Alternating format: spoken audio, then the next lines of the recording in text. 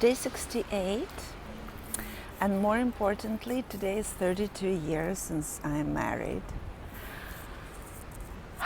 A couple of years ago, these numbers just drove me crazy because it's seriously just ridiculously long. And because I'm so not into, value of relationships attached to any numbers, these like these big numbers just drove me crazy because I was like, this is not any kind of an accomplishment.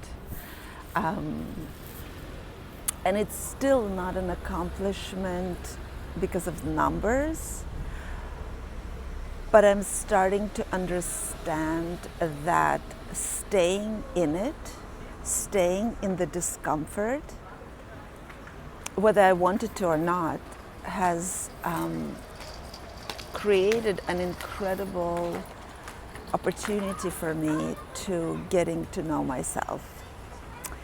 And it just keeps on confirming the idea that I already have that relationships are laboratories for growth. I got married in order to be, to follow a particular timeline. I got married because I was a woman and I was told that I need to and that it's good for me and that's what will make me happy. I was told that that's the norm. I was told that anything else is abnormal. Today, I know that that's complete ridiculousness and it's complete conditioning, and happiness is such a self-made, state. It's such a state of being, and we can achieve that regardless of what our outside looks like. That I know for a fact. What I'm feeling today, though, is a kind of, I'm humbled. I'm humbled. These 32 years together, 34 years since we met,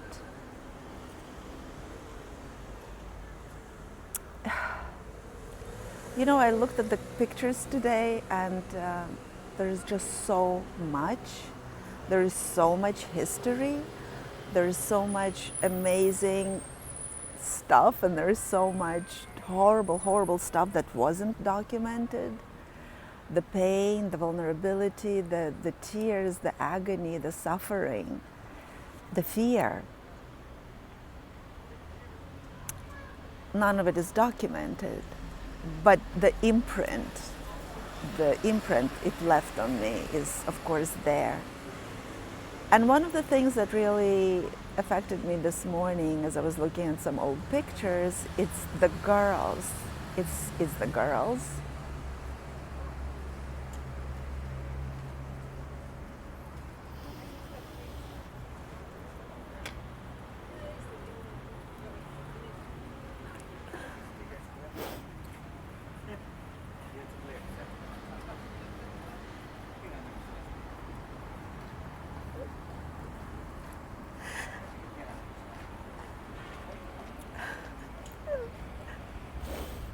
That there were so many years where what others thought was more important than what they felt or what they thought.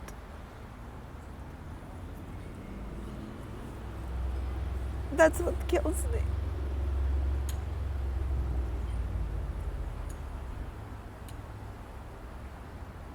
That I didn't know then what I know now.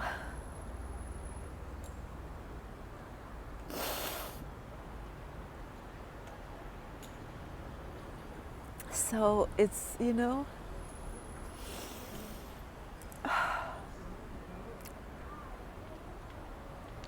only thing that helps me not to completely, just kill myself with these thoughts is that I know that if it could have been done differently, I would have done it differently. And that somehow everything that I went through and the people, who are in my life went through, that it's part of the reasons why we're here.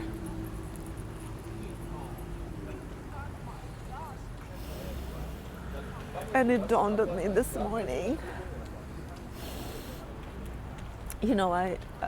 I always say that the reverberations from this work, they're massive, and they, everything that we clear and everything that we heal, it goes out and affects everyone who comes in contact with us. And I always, talk about the fact that this work is so much bigger than me. And I only really understood this morning, as I'm thinking about all this, that I'm doing it for my girls. I'm doing it for much more than my girls, but I really hope that they one day will understand what it took me, what it's taking me, and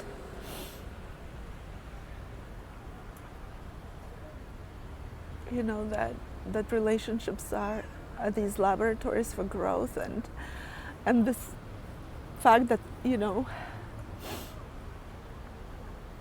that it's 32 years of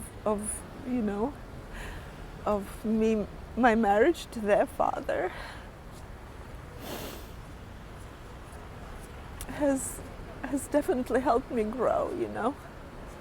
It's not the numbers, it's the amount of growth, and oh my God, have I grown. And I came into this marriage, at 24, feeling very entitled, expecting to be made happy, and he made me happy. For a very long time, I felt happy until I didn't feel happy. And it's this growth that I've been experiencing in this relationship has been me coming out of being a child in this relationship and becoming a woman, becoming a grown-up, understanding what it means to love, what it means to love humans, what it means to love myself, what it means to love other people. And it has nothing to do with what I've inherited about love. It's an excruciatingly painful process to opening my heart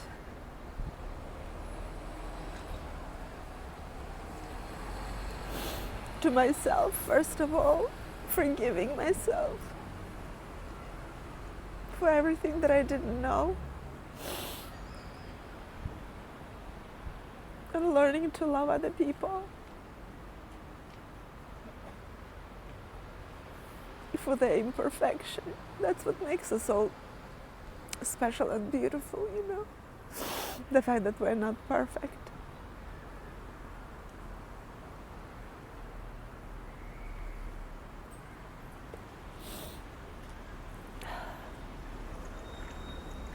Anyway, didn't expect this. But yeah, this is, I'm making the invisible visible.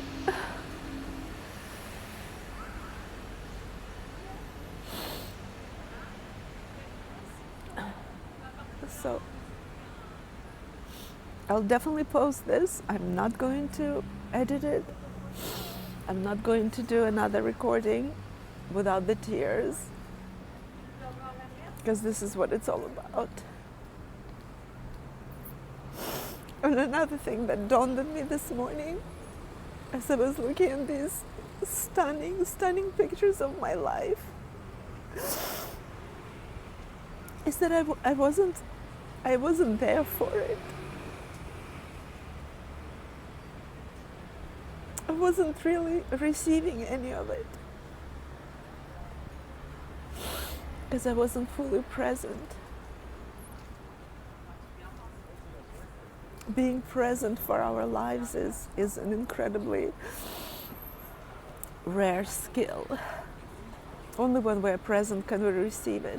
All the goodness that was surrounding me, I was focusing on, on my worries and fears and anxiety, and the fears about the girls and the fact that they weren't perfect, and what will the others think, and about the grades and their future.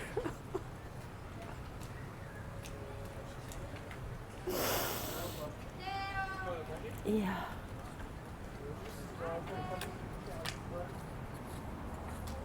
So if anybody is listening,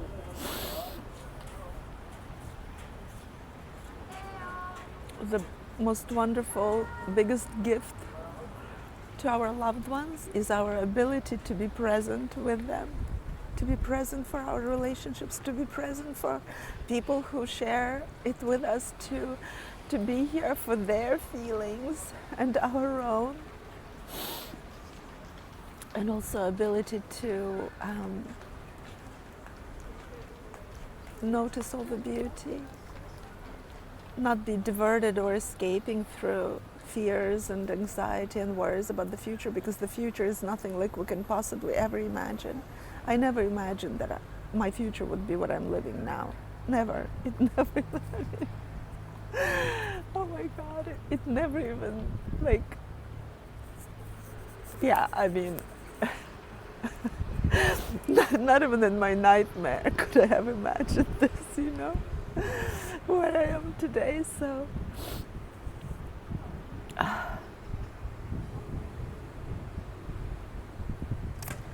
Yeah. Anyway, presence, attention, being here, hearing others, hearing ourselves, understanding our emotions, learning to decipher our body's signals, learning to love. You know, walking in this life with a heart wide open for all of it, hurt, pain, fear, but also learning to not be stuck in it, transmuting it into, you know, love and understanding and compassion. Anyway, I haven't really, you know, I'm just feeling it now. So I haven't yet formulated this into any kind of wisdom. I will be, I'm sure, speaking about it more, and you know, it feels like an article is birthing itself through me today as well. Anyway, thanks for witnessing me. I'll see you tomorrow.